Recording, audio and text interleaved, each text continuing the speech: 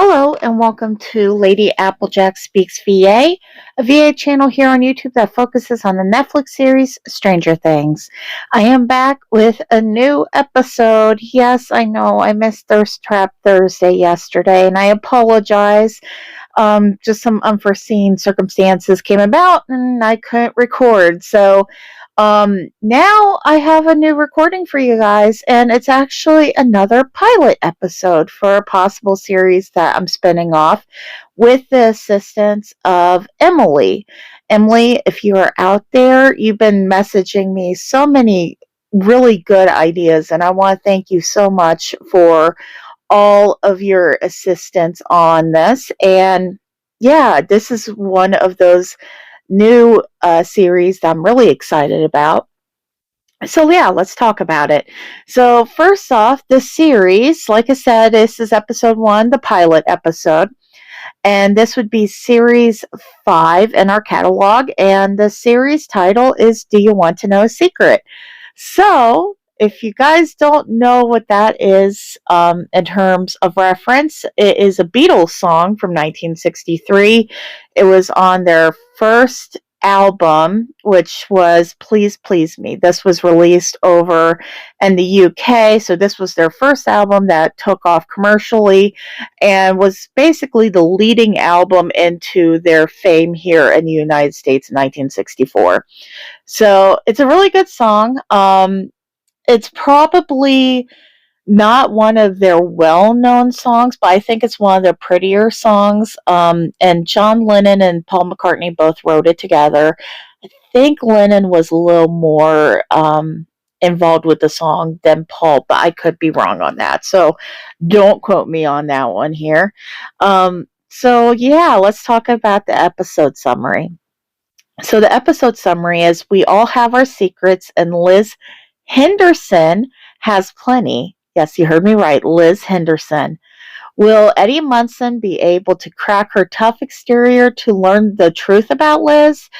And if so, will he want to stick around afterwards? So there's a little bit of intrigue, a little bit of mystery in here. And yes, the key players here are Eddie Munson and Lis Henderson. Lis Henderson is yet another OG character that I came up with. Now, Liz's storyline is that she is the cousin of Dustin Henderson. Now, her dad is he's a military dad, so he moves from base to base all over the place, all over the world. And this day and age, she is 17 going on 18. She, too, is a senior at Hawkins High School, and Eddie is repeating his second year as a senior. So around this time, he's going to be about 19 years old. So there's a couple years of an age difference there. And the date in question is going to be September 16th, 1985, which would have fell on a Monday in 1985. Now, the rating on this particular episode is rated PG-13 for strong language, and the suggested minimum age, I can't say that, minimum age is 13 plus. Pepper rating is non-existent. We don't have any pepper ratings that we have to worry about with this. And the title of this episode is We Don't Need Another Hero, which is a song that Tina Turner actually covered for, I'm trying to remember the official title. It was for the Mad Max movie in the 80s that had Mel Gibson in it. So yeah, that's what it is. And in terms of your point of view, this is going to be all told in Eddie's point of view this time around. So it's Eddie's narrative. You can internalize it. You can fourth wall it, whichever you prefer. And I don't think I have anything else to really report here. So let me know what you guys think about this series. This is kind of just putting my toes inside the water, so to speak. We're not going to dive too deep into it today, but it'll give you kind of a generalized idea of what to expect. And if you haven't listened or haven't caught my community post today, I actually started using a Twitter. I'm still trying to figure out the kinks of using a Twitter. I'll be honest with you. I had a Twitter, oh God, probably 8 years ago. I never really used it. I'm going to try my best to use it. And I also am playing with the idea of possibly like seeing if there's anything I could do in terms of, I don't know if there's a way I could use Discord on this, or I'm showing my age here. I'm not sure quite how to use Discord. Unfortunately, Lexi, if you're listening to this, I might have to talk to you about that because I think you said that you do Discord. Or possibly a Facebook group of some sort. We'll see what happens. We'll see what happens. Continue letting me know what you guys want to see from this channel in terms of social media and whatnot, and I'll do my best to help out with that. In terms of requests, I'm kind of putting a pause on requests right now because I'm getting a lot. So I'm trying to get through these series as quick as I can. That way I can introduce more content to you guys later on. So with that being said, let's go ahead and jump into the episode. Eddie's point of view, lunchtime at Hawkins High School. This year's gonna be different. This year's my year. I can feel it. I'm not bullshitting here. 1986 was going to be epic for me. And I'm not just talking about graduating. Finally. No. Big things were in store for this Munson. I'm going to pass Mrs. O'Donnell's chemistry class by the skin of my teeth, get my diploma, and run like hell out of this shithole town known as Hawkins. I'm going to move to the city, and I'm going to make a name for myself and my band. I'm going to be a rock star and be with a different girl every night. Nothing or no one is going to tie me down. I returned to my seat after declaring my vow to the sheep in my flock. Dropping back down in my chair and picking up the Newsweek that I had discarded and discussed prior to my rant. I casually flipped through the pages, passing a cigarette ad that reminds me how desperately I need to have a cigarette. Wait. Normally when I need a cigarette, it's because Henderson is getting on my nerves. Hey, shut up! Anyone seen Henderson? Anyone? Gare shoves another fry in his mouth before answering me. Henderson is acting as a welcome wagon, showing some new girl around. Not some new girl, you curly-haired freak. It's his cousin. She moved here from Ohio. Apparently, she's living with Henderson and his mom. Kind of sucks for her.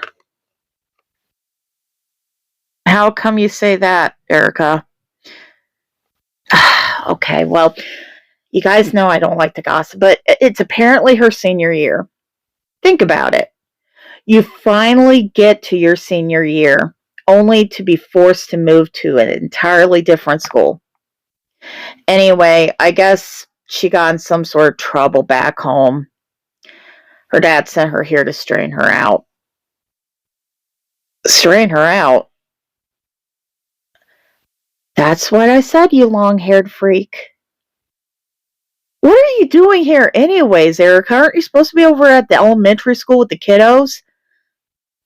You know I don't like it over there. Besides, keep your voice down. I don't want anybody to find out I'm over here. Jeez. Well, before I could dive a little bit deeper, Henderson strolls up to the table with a new face in tow.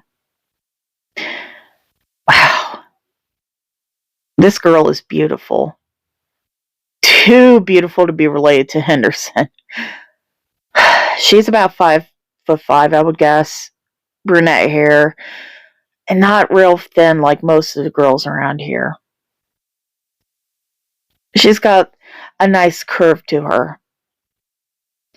She's biting her bottom lip, looking down at her black Converse sneakers. If the girl could shrink away and maybe get swallowed up into the ground beneath her, I think she'd be totally content with it. Interesting. Henderson, Henderson, grabs the girl by the sleeve of her baggy gray University of Chicago hoodie, pulling her up beside him. He gives us that little cheesy grin of his as he drops down in his normal seat, motioning to the girl to take the seat next to him. She does with some trepidation, just as he starts to introduce her. Hey, guys. Hey, this is my cousin Liz.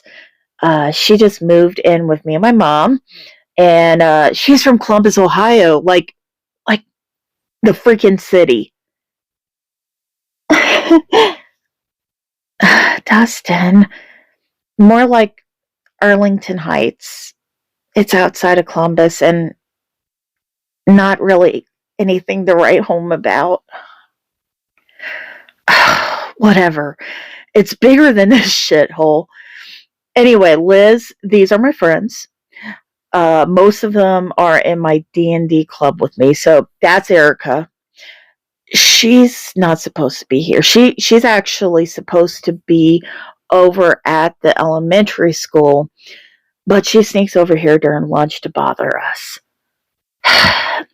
Piss off, baby teeth. Hi, Liz.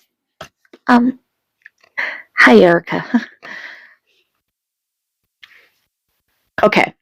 That scareth right over there. And this is Jeff. This big burly dude right here, his name is Grant. He doesn't talk that much, but he's pretty nice. Also, Mike. Oh, and lastly, this fine gentleman at the end is our dungeon master and my best friend. Besides Harrington. Don't tell Harrington I said this. The one, the only Eddie Munson, at your service, Lis Henderson. Anyone that's a friend of Dustin's is a friend of mine. Oh, is that so? Why did it take you so long to warm up to Harrington then? Shut up, you hobbit. Jesus, Erica. So, Liz, how are you liking our fair Isle of Hawkins?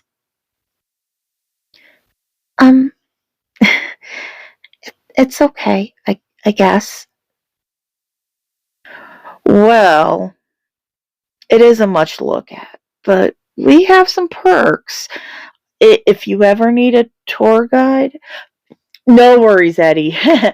I showed her around most of our hotspots yesterday when her bus rolled into town. I took her to Scoops Ahoy. We went to JCPenney, and then we went to the Kroger, and then we went to the gas station. Yeah, hey, can it, Henderson? Jesus.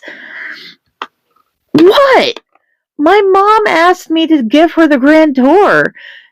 Anyway, I know campaigns are closed to non-members, but I was thinking could we have Liz stop in tonight just to kind of see the action? Oh, no, I really can't. I can't. No, it's totally fine. Sure you can. You just have to kind of butter me up a little bit, sweetheart. I smile at her as the apples of her cheeks turn pink and delicious. She was trying to fight it. I could tell. She shook her head again. Dustin, I really can't. I got to. No worries. I already asked Mom, and Mom said she could watch Sammy tonight. Dustin! Who's Sammy? Shit. My cat. She's elderly. So, yeah. Yeah, her cat. And it gets into everything. God, it's an annoying cat. I bite back my chuckle as Lis ribs Henderson hard enough to make him yell. Good for her. At least one of us could get him to shut up. Ah, okay. Well, if anything changes, you're more than welcome to come by. We're only doing a couple hours tonight. Wheeler, is your basement still free? Yeah. Should be. Nancy, I think she said she was going out of Harrington tonight. Cool. Well, sheep, it looks like it's that time.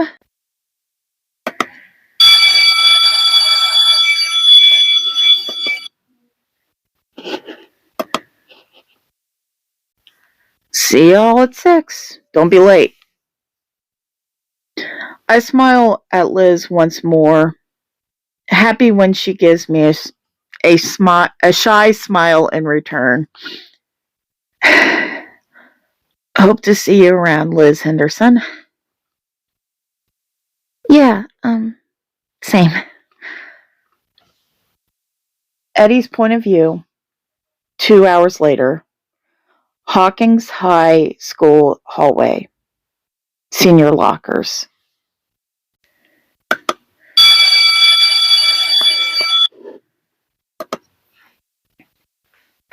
The last school bell of the day. Thank God. I rush out of Mrs. O'Donnell's class and make my way to my locker to grab my DM binder and dice.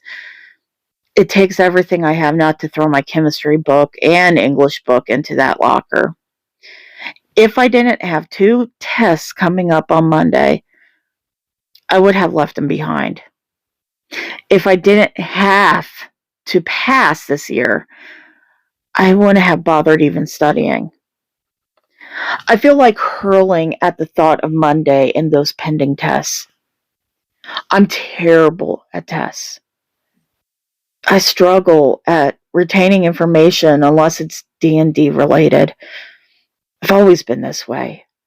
Whenever I try to read those stupid textbooks or anything real clinical, the words just,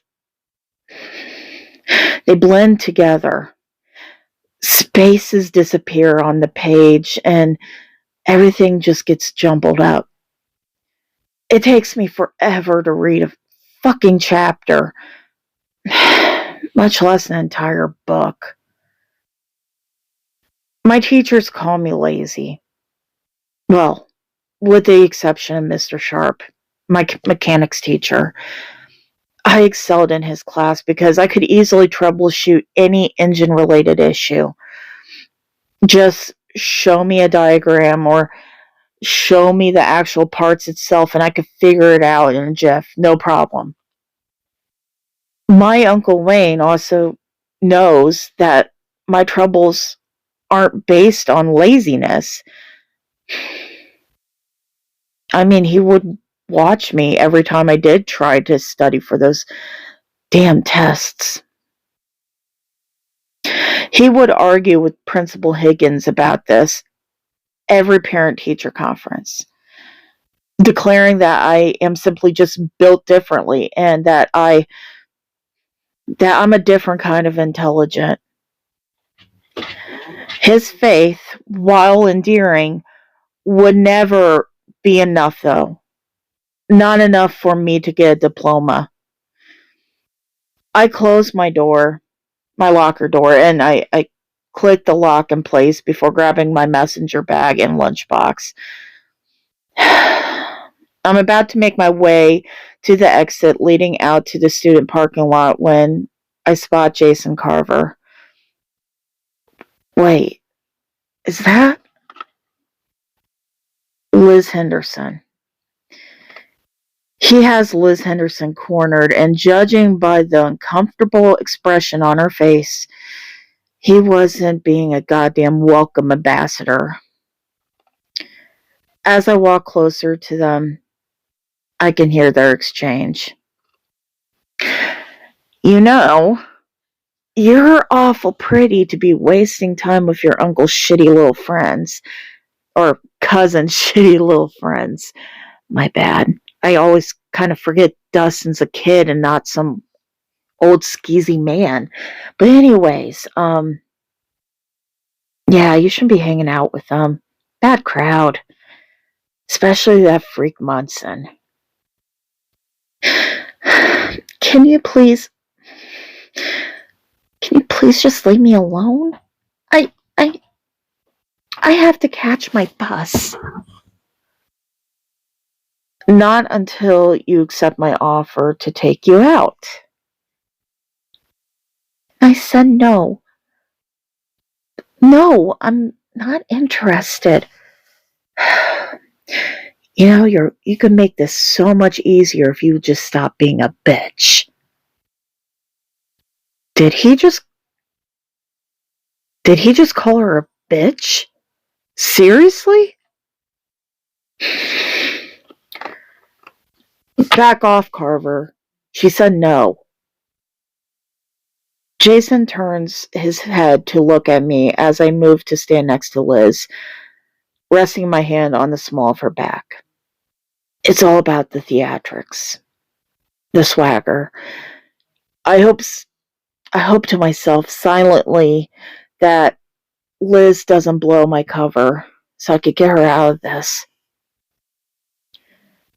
And she doesn't.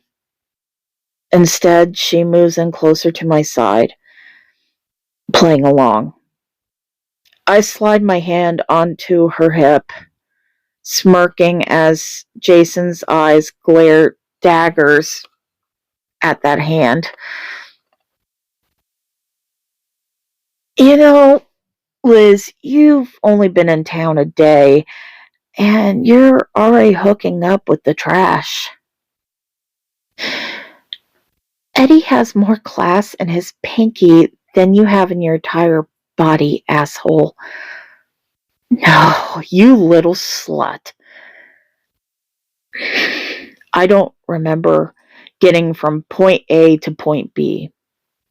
All I can see is red. My fists full of his fucking Letterman jacket as I shove him hard into the bank of lockers behind him. My voice is tight and almost foreign as I level my eyes with his. Don't you ever call her anything less than her name again. If I find out from her or anyone else that you are giving her a hard time, I'll make damn sure that you will fucking regret it. Do you understand, Carver?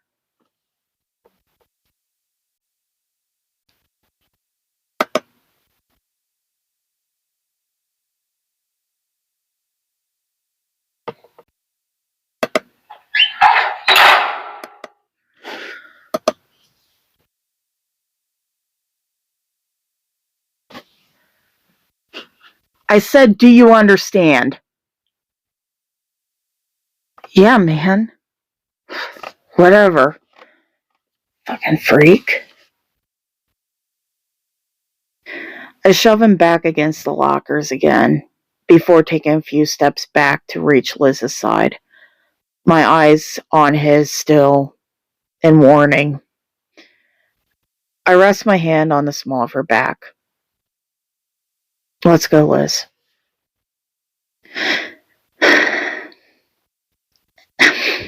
I missed my bus. Her voice is small, broken. I couldn't help but feel bad that I didn't prevent this sooner.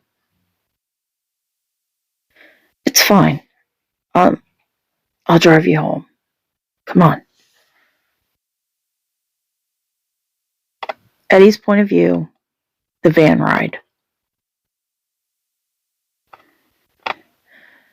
It's not exactly a limo service, but it's better than walking. No, it's okay. Thank you. We have been sitting in silence for a couple minutes now. Me trying to give her some space to breathe after dealing with fucking Carver. I offer her a cigarette, but she declines. I'm sorry I didn't get over there sooner. Don't be. You don't need to be a hero, Eddie. I mean, I don't want to come off as one of those guys, you know. I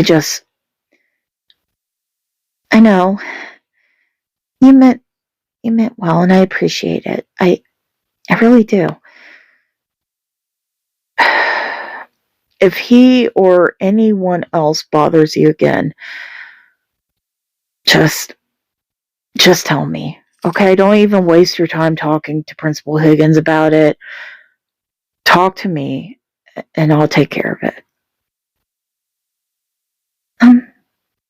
Okay. We really should get going. Sammy, oh, yeah, right. You can't keep your cat waiting. Tabby or Tuxedo? Huh? The cat. Oh, right. Calico? Oh, nice. I start the van up and turn the radio on. Quiet Riot's Bang Your Head comes on. Finally, something good about this day. I smile, and in the corner of my eye, I see her smiling too.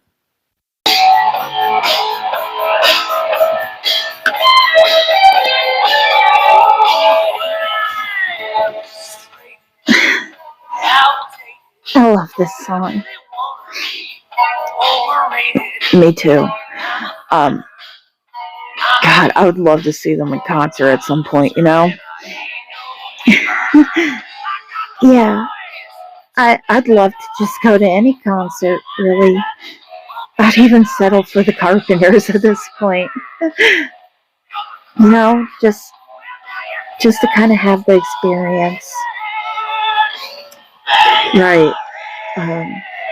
So you've never been to a concert? No. My dad, well, he's in the military, so we move around a lot. I never really had an opportunity to go or be any sort of average teenager, you know? Yeah. Luckily, no. I mean, my Uncle Wayne lets me get around and do things, you know, do whatever I like, essentially. Yeah. So, I guess I don't know what it's like. How about your mom? Is she in the picture? No. She died last year. Cancer. Oh. Fuck, I'm really sorry to hear that. It's fine. So, why are you living with your aunt and cousin? I mean, if I'm not crossing any boundaries, and you don't mind me asking, if you do that, that's totally chill. I don't have to hear. It's fine. I guess I gave my dad a hard time. I wasn't really. Yeah, I wasn't a very good teenager, I guess. when I did have the little bit of freedoms I had. Right. That sucks. I didn't want to push her into what is already an awkward conversation. I didn't want to sour her day any further. Soon we were pulling up to the Hendersons' house, and for the first time in a long time, I didn't really want to be alone. I didn't want this conversation to end, peeling away the many layers of this elusive creature known as Lis Henderson. Thanks for the ride. I really appreciate it. Yeah, no problem. Anytime. Do you want me to walk you to your door or something? But no. That's okay. Thanks. Aunt Claudia's home, so the door should be unlocked, and I should be fine getting inside. Oh, yeah, of course. Okay. Yeah. The offer for tonight, it still stands. You're more than welcome to come to the campaign and just hang out. I work part-time, at the local garage in town, but I also do like freelancing and deliver pizzas on the side and shit like that. So I'm gonna have some pizza there, and I might be able to sneak in a few beers. I really don't drink. Not anymore, anyways. Oh, yeah. Well, I mean, obviously the offer still stands. Yeah. Thanks, Eddie. Maybe I will stop by for a little while.